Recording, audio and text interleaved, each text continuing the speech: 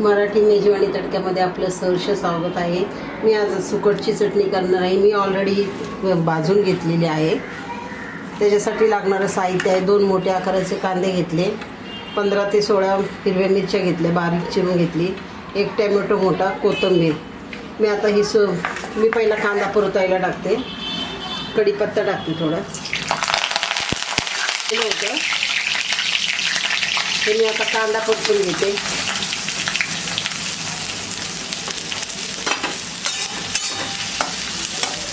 कांदा परतेपर्यंत आपण सुकट धुवून घेऊ। सुकट मी का धुवून घेते, कारण खाताना ते आपल्याला मातट लागायला नको म्हणून मी सुकट स्वच्छ पाण्याने धुवून घेत आहे। भाजून घेतली म्हणजे त्याची चव छान लागते आणि तुम्ही 7 ते 8 दिवस ठेवली तरी ही चटणी छानच लागणार।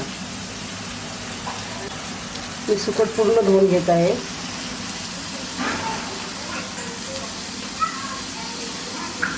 धुवून झालेली आहे। तिकडं आपला कांदा पण परतून होतोय।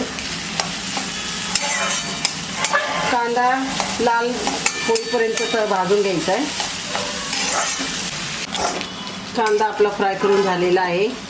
असा कांदा लाल होईपर्यंत भाजायचा। आता कांदा फ्राय झालेला आहे। मी मिरची टाकते, हिरवी मिरची। तुम्हाला आपल्या चवीनुसार आपल्याला जेवढ्या लागेल तेवढी मिरची टाका। मी 15 ते 16 मिरच्या घेतलेल्या आहेत। टमाटर टाकते, हा 1 टमाटा आहे, तो पण टाकून देते। आता हे जरा चांगलं फ्राय होऊन द्यायचं आणि मग आपली सुकट टाकली। मी सुकट धुवूनच ठेवलेली आहे ऑलरेडी। थोडं मीठ टाकते, टोमॅटो लगेच शिजून निघतो, थोडं मीठ टाकते।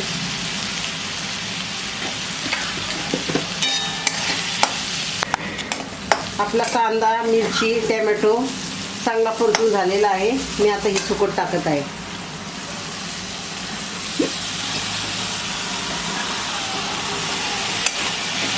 तुम्ही ही चटणी 5 ते 6 दिवस ठेवून पण खाऊ शकता। चपाती बरोबर खा, भाकरी बरोबर खा। मी मगाशी थोडं मीठ टाकलेलं होतं, अजून थोडं मीठ टाकते।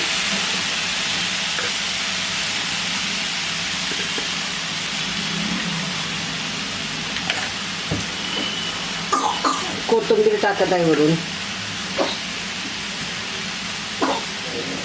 अशा प्रकारे आपली सुकटीची चटणी तयार झालेली आहे। तुम्ही पण करून बघा। माझा जर व्हिडिओ आवडला तुम्हाला, सबस्क्राईब करा, शेअर करा, लाईक करा, कमेंट करायला विसरू नका। हे बघा इतकी सुरेख होती ना चटणी। मी अजून 5 मिनिटं याला होऊ दे ना।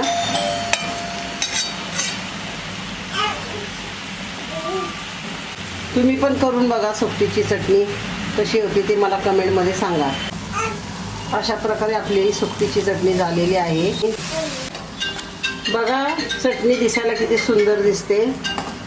माझा जर तुम्हाला हा व्हिडिओ आवडला असल्यास लाईक करा, शेअर करा, सबस्क्राईब करायला विसरू नका।